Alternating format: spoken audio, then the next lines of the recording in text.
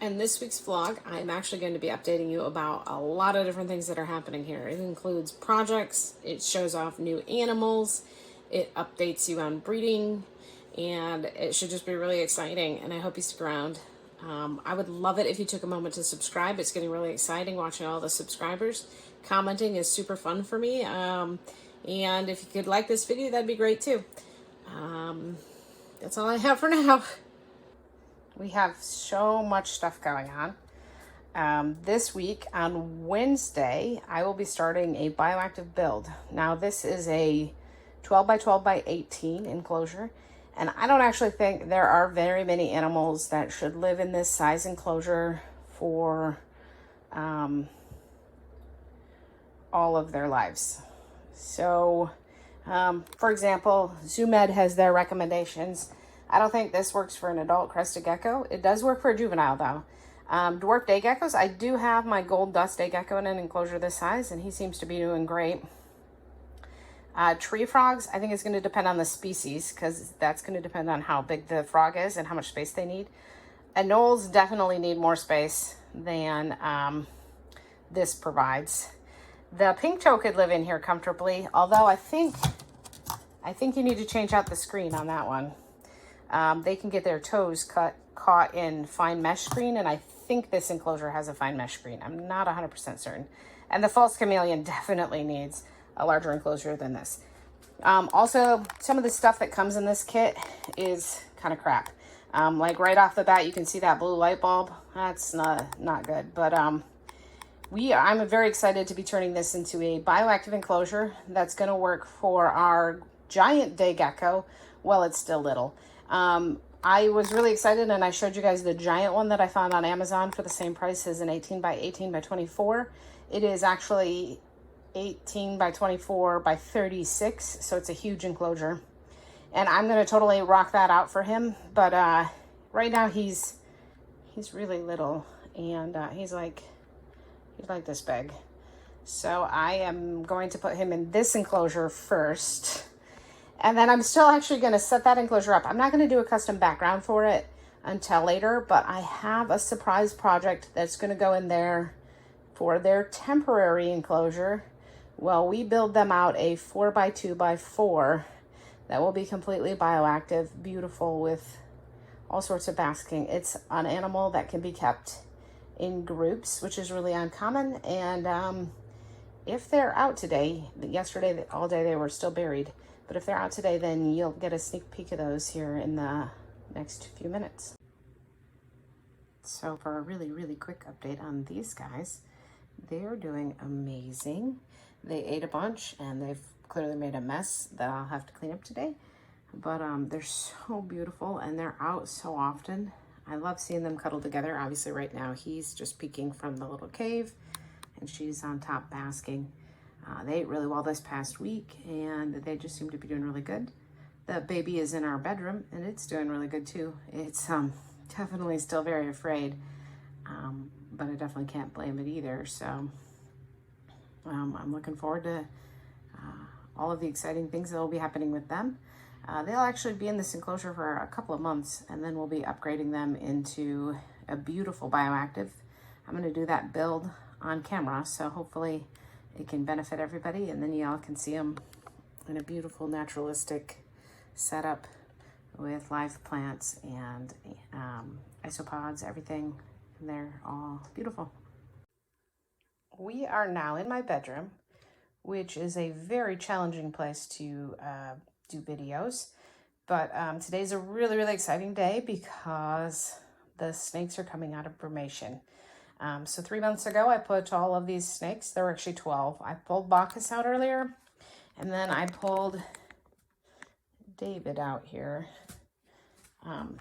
just the other day. So David actually gets more girlfriends than we originally planned, because we found some adult, brumated, ready to breed Hognoses for him at the show this past week. And so he will actually, so I pulled him out a couple days early so that he could start warming up and we can start getting food in him. So we have in the cooler several different species that we are really excited about.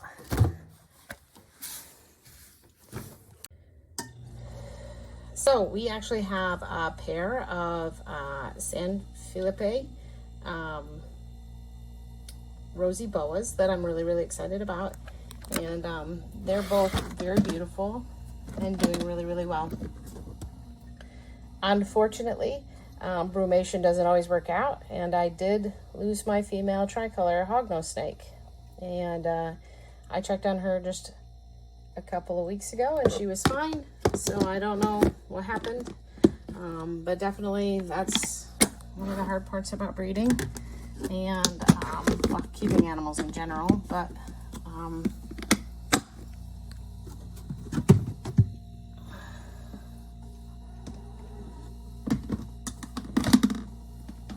we have, in addition to the rosy boas, we have several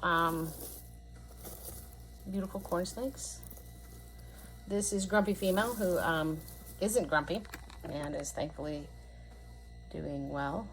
I'm excited to show you guys her a lot, partially because of her name, and I'm really excited about her babies. So she will be able to produce 4 different colors of babies this year, if everything goes well. Up next is Houdini. She is an amelanistic scaleless, and she'll produce 3 different color babies this year.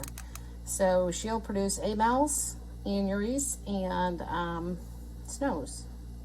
Nope, she'll just produce amels and snows. So 2 color babies. She'll be paired with AWOL, our boy that I introduced not that long ago.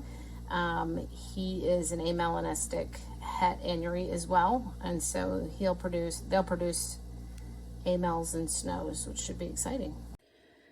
Next up is the tricolored hognose male. He did make it through brumation. Unfortunately, since his girlfriend didn't, we have nothing to pair him with this year. Although I'm more sad about the fact that she died than the fact that we don't get to pair him with something. Unfortunately, just how things work. This beautiful girl is Freya, and she's one of our moms from last year.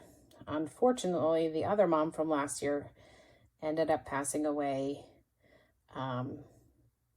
because of egg issues with a second clutch, which was super sad on the terms of all the bad news. But Freya did do a fantastic job, and she laid 11 eggs last year. And she is het scaleless, so she's actually going to be paired with AWOL this year, and they'll produce amelanistics, and approximately half of them will be scaleless. So it'll be really exciting, and I'm looking forward to having more amazing babies from her this year. And I'm so happy to see her. I've actually missed all of the snakes. I know it's silly, and I don't hold snakes every day, but having 12 of them in the cooler was really hard, and it was really stressful. And up until today, I had not received any bad news in the cooler. Like, I checked on them every couple of weeks, and it's all been good until today. So the last 2 beautiful critters here in the cooler are actually David's girlfriends, and last year I did pair them, but both girls I missed the cycle, and both girls ended up having slugs. These girls are my favorite, I think, of all the snakes we own, and not because of their pattern. They are beautiful. They are Arctic hognoses, but they are the biggest personalities, and obviously she's still really cold. They just came out of the cooler, but they're, if I practiced choice-based handling, these are the 2 that I have that I wouldn't have to train to come to the front of the enclosure to get out. They rush forward to find out what's going on, and they'll happily climb out on your hands to greet you. But they are beautiful. And this is that other girl. She looks just like her sister, but they're both really, really friendly too. So I suppose that they're very similar in more than one way. I'm very happy to have them back, and we'll be looking forward to getting them set up in the reptile room in the next couple of days as they get warmer. And hopefully this year we produce babies with them. So in here, as a very temporary enclosure, is a emerald tree skink. And they actually buried themselves down into the soil, so I hadn't seen them since we brought them home. We got 3 females, and we actually ordered a pair that will be coming in the mail. So we will have 4 females and a male, and we're gonna set them up in a huge bioactive enclosure. These guys are wild caught, and I'm normally against the idea of buying wild caught animals. But these guys are doing well in their native range. So us collecting some is not actually harming their population at this time. I still think that we want to get away from wild caught as fast as possible. But these guys also breed really well in captivity. And I am hoping to add to the captive population here in the near future. So on the list of updates that we have happening here at Danelle's Critters is we paired Bacchus, our scaleless male, to the new female, who is a Miami buckskin, and that's got Okatee in it. You can see those wide borders there around those saddles. And hopefully they got busy, and we'll be moving us towards baby corn snakes. So I briefly mentioned that we got some more Hognoses that were ready to breed for David, and this is an Arctic, and she's het albino, so eventually she'll be George's girlfriend, but George isn't quite ready yet, so next year hopefully he'll be all ready. Now it is interesting that her background has got more color going on than the other Arctic girls, so it'll be interesting to see what happens there. Then this girl here is a lemon ghost green line, and she actually is gorgeous, but she's possibly het albino, so she'll be bred with George eventually too. But hopefully this year we can get David working real hard and get lots of baby Hognoses. Then at every show that I've done, I've gotten asked about these guys here. Well, every show that I've done with corn snakes anyway. This is a palmetto corn snake, and he is a boy, and we don't actually have a girl for him yet, so I have to figure out what I'm going to do with that. But he was just so beautiful. And the palmettos they're at risk for bug eye. And I actually just learned about this from the genetic standpoint. It's really cool. Maybe sometime I'll talk about it. But this guy here, he had such normal eyes that I was super excited to get him, because a lot of the males, especially the males, will have really big bug eyes. He is feeling really nervous about that camera though. But he's beautiful, and we hope to have baby palmetto snakes in the future. Well, palmetto corn snakes. Also on the list of things we came home this week are a pair of yellow belly mourning geckos and a pair of Hawaiian mourning geckos. Now I have a whole group of mourning geckos, but none of them are these varieties. And these guys are really young hatchlings still, so they only hatched within the last couple of months. So they are really tiny, but super adorable. And the breeder put them in these little plastic containers so they can actually grow up in there.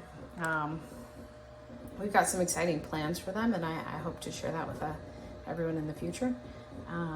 But we're excited to have some new mourning geckos. On the list of new species is actually this Indo-Pacific tree gecko, and this guy's also super tiny, and by guy I mean girl. So this is another parthenogenic species, and they have that beautiful red tail, and they're super duper skinny, and apparently they stay smaller than a mourning gecko, and they reproduce by parthenogenesis, so the entire species is female, and they'll reproduce that way. And we got a pair of these as well, so hopefully we'll be having, next year we'll have baby Indo-Pacific tree geckos. So my husband was a little jealous about this, but this week we're actually going to start pairing some ball pythons here. These guys are still technically in quarantine. They have been with us for quite a while now, though, and they seem really, really healthy. I just am not ready to make that like bold move to move them in with the other snakes in our collection. I like to give them a good 3 months before I feel real confident about it. But we are actually going to pair a couple of these to get the process started of breeding ball pythons, and it's actually quite a long process for them to breed. So even though we're getting started now, we probably won't have eggs for about 5 months. So we'll see how it goes.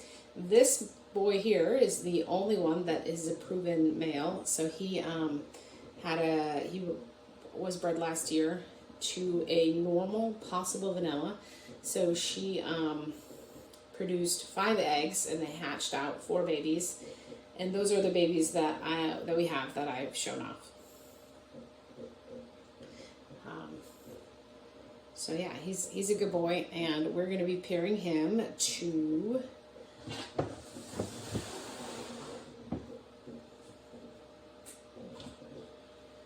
come on, girl. Apparently we need to clean her before we pair them. This girl here is labeled Banana Entry Cinnamon GHI. And I am pretty sure that she's just a banana. But we're going to pair the two of them together, and we should get lots of banana stuff, which will be really, really exciting. And some of it might even be super banana. And then this guy definitely has Enchi and pastel in him. So we can also get some Enchi stuff, and some of it may or may not have pastel. And it should be real exciting, and we'll see what happens. But first I have to clean her enclosure.